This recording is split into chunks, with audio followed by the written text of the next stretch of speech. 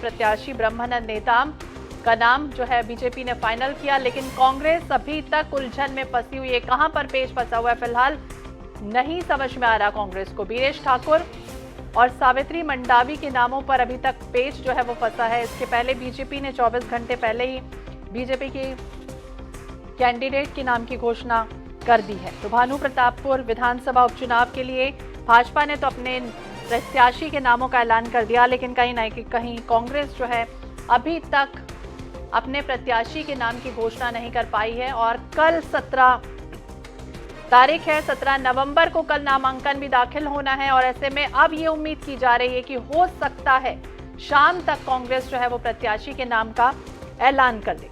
तो प्रत्याशी का नाम तय करने के लिए जिस तरह से कांग्रेस की अगर हम बात करें तो राज्य भवन में प्रदेश चुनाव समिति की बैठक हुई। कई सदस्य जो थे वो उसमें शामिल रहे थे। 1 घंटे चुनाव समिति की बैठक भी चली थी।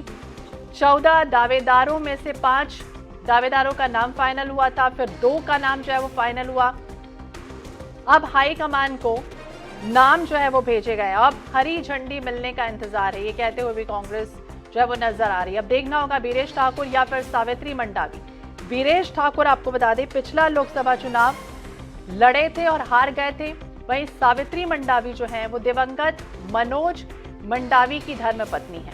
इसके बाद उन्होंने अभी हाल ही में सरकारी नौकरी से इस्तीफा भी दे दिया। नामांकन जो है वो उनके बेटे ने अभी ले लिया है।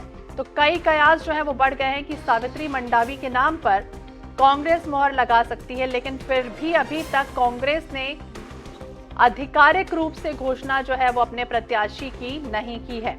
तो भानु प्रतापपुर विधानसभा उपचुनाव के लिए भाजपा ने अपने प्रत्याशी के नाम की घोषणा कर दी, जिसमें ब्रह्मानंद नेताम के नाम पर मोहर लगी है। ब्रह्मानंद जो नेताम है वो साल 2008 में भानु प्रतापपुर से विधायक रह चुके। मीडिया सेल प्रभारी बीजेपी से अनुराग अग्रवाल जी हमारे साथ जुड़ गए हैं, बातचीत करेंगे उनसे। अनुराग जी बहुत बहुत स्वागत है आपका INH 24/7 पर। और जिस तरह से भानु प्रतापपुर उपचुनाव लगातार सियासत दिख रही है, कमर कस चुकी है, चाहे बीजेपी हो चाहे कांग्रेस से। बीजेपी ने ब्रह्मानंद नेताम पर मोहर लगा दी, लेकिन कहीं ना कहीं कांग्रेस फिलहाल अभी जो है वो बाजी मारती हुई नहीं दिख रही। क्या लग रहा है, क्या बड़ी वजह लग रही है आपको कि पेच कहां फंसा है? देखिए, एक तो कहावत है कि ज्यादा साधु मठ उजाड़। अभी स्थिति ये है कि माननीय मोहन मरकाम जी कांकेर से आते हैं और उनके प्रदेश अध्यक्ष हैं। जिस प्रकार से मोहन जी की मान हो रहा है, मोहन जी की उपेक्षा लगातार हो रही है कि उनको कभी पुनिया जी उनकी इच्छा के बिना बैठक कर लेते हैं, भूपेश बघेल जी सार्वजनिक रूप से उनको झाड़ देते हैं, और मोहन मरकाम जी जब राहुल गांधी के साथ जाते हैं तो हाथ पकड़ा हुआ फोटो जारी करते हैं कि आपसे मुझे ऊर्जा मिलती है। तो इनके आपस में जो लड़ाई चल रही है, न केवल कांकेर में, आप देखिए पुनिया जी सर्वे कराते हैं, जयसिंह अग्रवाल जी कहते हैं मुझे किसी सर्वे की आवश्यकता नहीं, मैं किसी सर्वे को मानता नहीं हूँ। ये आपस का जो अंतर कला है। और दूसरी बात, अभी आदिवासियों के साथ जो इन्होंने इतना बड़ा छल किया, 32% आरक्षण को जो 20% आरक्षण किया। आप कल देखे होंगे एक सम्मानित पत्रकार ने सार्वजनिक रूप से मुख्यमंत्री जी से पूछा कि मुख्यमंत्री जी मैं आपसे कुछ पूछना चाहता हूँ। मुख्यमंत्री जी मुंह फेर कर चल दिए। तो अभी इनका समय जनता से मुंह फेरने का है, जनता से मुंह छुपा के ये घूम रहे हैं। मुझे लगता है कि जनता से मुंह छुपाने और आंतरिक कलह के कारण ये अभी तक प्रत्याशी घोषित नहीं कर पाए। अंतर कलह और अंदरूनी विवाद आप कह रहे हैं कि इस वजह से अभी तक नामों का ऐलान नहीं हो पाया। लेकिन अनुराग जी ये भी समझना चाहेंगे, ब्रह्मानंद नेताम पर मोहर जो है वो लगती हुई नजर आई है। आने वाले समय में क्या लग रहा है, आरक्षण मुद्दा हावी हो सकता है या फिर जो है वो कैंडिडेट कांग्रेस जो है वो हमेशा कहती रही कि जीत हमारी होगी, तो क्या वो मोहर जो है वो काम आएगी? सावित्री मंडावी है एक तरफ वीरेश ठाकुर का भी नाम सामने आ रहा है। क्या लग रहा है इन दोनों में किसका नाम जो है वो फाइनल हो सकता है? खैर, ये तो कांग्रेस का अंदरूनी मामला है कि वो किनका नाम फाइनल हो रहे हैं। हमें तो बात करनी है आदिवासियों के हक और उनके अधिकार की। और आदिवासियों का हक अगर छीना है तो कांग्रेस सरकार ने छीना है। दूसरी बात, आप देखिए पेशा कानून जो आदिवासियों का सबसे बड़ा अधिकार है, उस पर छेड़छाड़ अगर किया है तो इस सरकार ने किया है।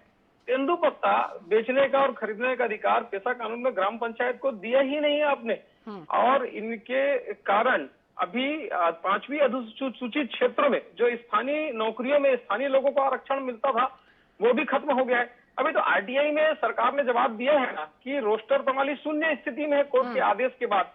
ऐसे विकट स्थिति ठीक है, हम में उस पर चर्चा करेंगे। हमारे साथ कांग्रेस प्रवक्ता धनंजय सिंह ठाकुर जी भी जुड़ गए हैं। बहुत बहुत स्वागत है धनंजय जी आपका NH 24/7 पर।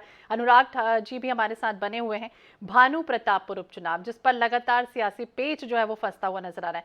धनंजय जी आपसे समझना चाहेंगे क्या बड़ी वजह लग रहा है हो पा रही, इतनी देर क्यों हो पा रही है? एक तरफ तो बीजेपी कह सकते हैं ना बाजी मार चुकी है, कहीं ना कहीं नाम का ऐलान जो है वो कर दिया गया है, बीरेश ठाकुर या फिर सावित्री मंडावी। क्या लग रहा है कहाँ पेच फंस रहा है? कहीं कोई पेच नहीं फंस रहे हैं। कांग्रेस पार्टी के प्रत्याशी चयन करने की प्रक्रिया है, उस प्रक्रिया का पालन कांग्रेस पार्टी कर रही है। पेच कहीं नहीं फंसा हुआ है। और हमें तो बड़ी इस बात की खुशी है कि भानुपुर प्रतापपुर में मनोज मंडावी जी के द्वारा जो विकास के सपने बोए गए थे, जो विकास के कार्य कराए गए थे, उस गति को आगे बढ़ाने के लिए हमारे पास बहुत सारे दावेदारों ने दावेदारी की है। भारतीय जनता पार्टी तो बताए ना, जिसको भानु प्रताप की जनता नकार दी, जिसको भानु प्रताप की जनता ने साइड कर दी, उसको टिकट दे के किस प्रकार से दावेदारी कर रहे हैं। समझ में आता है ना कि भानु प्रतापपुर में भारतीय जनता पार्टी प्रत्याशी है। तो धनंजय जी अब क्या 14 नामों का पैनल वो दावेदार थे, फिर 5 नामों का पैनल तैयार हुआ, फिर 2 नामों पर जो है वो हाईकमान को भेजा गया है। उसके बाद क्या लग रहा है इन दोनों में से किसका होगा? क्योंकि अब कल 17 तारीख है, नामांकन भरना है, तो ऐसे में आज शाम तक उम्मीद करें कि ये जो नाम है वो डिसाइड हो जाएंगे। निश्चित तौर पर हमारे यहाँ संगठन ने जो चुनाव समिति है 2 नामों को फैसला कर लिया है और उसमें अंतिम मुहर लगनी है। और बहुत जल्द भानु प्रतापपुर का प्रत्याशी कौन होगा, जो मनोज मंडावी जी के जो सपने हैं भानु प्रतापपुर के विकास को लेकर, जो जनता के प्रति पे है उसको आगे बढ़ाएंगे, वो बहुत जल्दी आगे बढ़ जाएगा। लेकिन भारतीय जनता पार्टी के प्रवक्ता कह रहे थे आरक्षण के मामले पर, आज ही इनके पूर्व मुख्यमंत्री डॉक्टर रमन सिंह जी का, पूर्व नेता प्रतिपक्ष जगन्नाथ कौशिक जी का बयान आया है कि जो सरकार जो है विधानसभा का विशेष सत्र बुला रही है आदिवासियों को आरक्षण देने के लिए, उसका वो विरोध कर रहे हैं। इससे समझ में आता है ना कि भारतीय जनता पार्टी किस प्रकार से आदिवासियों के आरक्षण का विरोधी है। और इसीलिए उन्होंने न्यायालय में आदिवासियों को पक्ष को नहीं रखा था शुरुआती दौर पर। कहीं ना कहीं समझ में आता है आदिवासी समाज क्या के सामने सारे चीज पर्दाफाश हो रहा है भारतीय जनता पार्टी का। जी अनुराग जी आप कुछ कहना चाह रहे हैं? देखिए, कल सर्व आदिवासी समाज सड़कों पर था। पूरे प्रदेश में आदिवासी सड़कों पर है, जगह जगह चक्का जाम करके विरोध प्रदर्शन कर रहे हैं। और माननीय रमन सिंह जी ने कहा कि हमने तो विधानसभा में इसे पास कर चुका है, फिर ये नौटंकी क्यों कर रहे हैं आप? आपको तो मजबूती से सुप्रीम कोर्ट में अपना पक्ष रखना चाहिए। आप धोखाधड़ी के मामले में बड़े बड़े वकीलों को खड़ा करते हैं, जहां पे आदिवासियों के हित की बात आती है आप वकील से अपना पक्ष ठीक से नहीं रख पाते। ये सरकार किसके साथ ठगी नहीं की, ये मुझे एक बात बताइए ना। ये पहला मामला थोड़ी ना कि आदिवासियों के साथ इन्होंने ठगी किया है। इसके पहले ओबीसी के साथ भी क्या किया इन्होंने? आरक्षण की घोषणा की, अपने आदमी को खड़ा करके स्टे ले लिया। और ये सरकार तो विरोधियों को पुरस्कृत करती है। अभी देखिए केपी खांडे जी को पुरस्कृत किया है।